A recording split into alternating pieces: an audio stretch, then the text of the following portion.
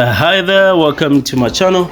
This is Elisha, that Coppola dude born on the Copperbelt and bred right from there.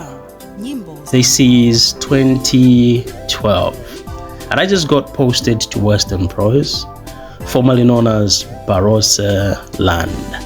What you just saw is actually Levi Mwanawasa Stadium, and I'm on my way to Western Province, and here we are. We are at that speed in Sikongo District in the westerners of Zambia. This district is called Sikongo District. As you can see behind there, it's actually bare land covered with so much sand. The only trees which are there are simple shrubs. Had never existed in a place like this one. It was actually the first time that I actually existed in a place like this. Oh my God, that's the scoop behind there that you're saying. This place is pretty nice to exist in. What makes it a challenge is that there are no places where people could actually buy things like tomatoes, things like groceries. It's a very difficult place to exist in. And when it's rain season, mostly we would cross rivers, and before you get here you have to cross Sikongo River, and that's the one that you can see there. That's the one that you're seeing there. Sometimes you find that there's nobody to help you cross over. So when that happens, what normally happens is you have to stay put, waiting for that person who helps people to cross over the river. It's pretty dangerous because this river has crocodiles. There are many instances where we've heard people being killed by crocodiles. We've heard of instances when people, especially children, those who normally go over to the other side for learning, because they travel long distances to get to the bomber to acquire some, secondary education. Mostly the schools that are across the river don't have the senior secondary sections, so children come here. Talk of the housings, that's me now, and that was in the year 2017. Accommodation is pretty bad. Those are the shacks wherein teachers are housed. That's it's pretty dicey. It's pretty dicey. If you were in a place like this, what would be your proposition to the government? What would you want to be done in this place so as to make it a place wherein you'd feel comfortable to exist in? Personally, I would only see such kind of shacks in books, and I never knew that they existed in reality. So before I came here, I couldn't even imagine I could find myself in such an accommodation. Okay, it's pretty hard out there. It's pretty hard out there. And I imagine if you were in such a place, would you be comfortable? Would you stay as long as you could, just for the sake of saving? Let me tell you about this. These housings, or this kind of shelter, isn't all that protected. You are subjected to attacks from snakes, subjected to attacks from cats. Mice from the bush would actually creep into the houses. All forms of rodents would actually roar in. I want you to tell me if there's any other place where you're able to see such kind of accommodation, where you're able to see such an environment as this one. Let me know. But that was me.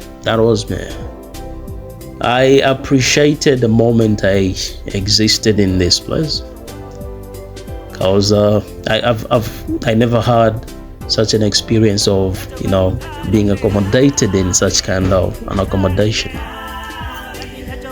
Okay, so from here, let me take you now to the classroom side up so that you get to know and you get to see the type of classrooms which are in that place. From www.malawi-music.com. Okay, so there we go.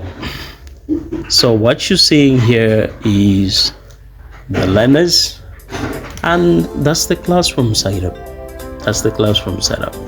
So you can see that there isn't so much development in this place, right? Because starting from the floor, there aren't no floor. It's just a matter of raising some shelter, and then learners accommodated therein. Okay, so there are so many challenges that learners face in this place. Some learners come from far-fetched places.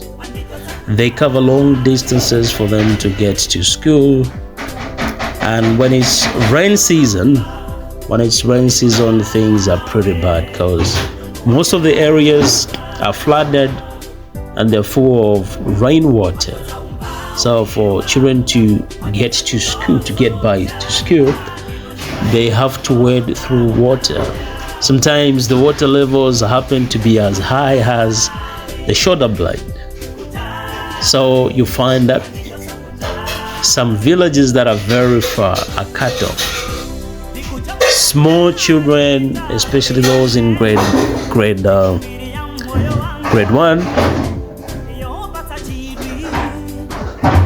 grade 2, they stop coming to school for a long period of time and only reappear after some time. It's quite dicey, sometimes. Even when you happen to set up times, this is the time when children have to be reporting. They have to be reporting.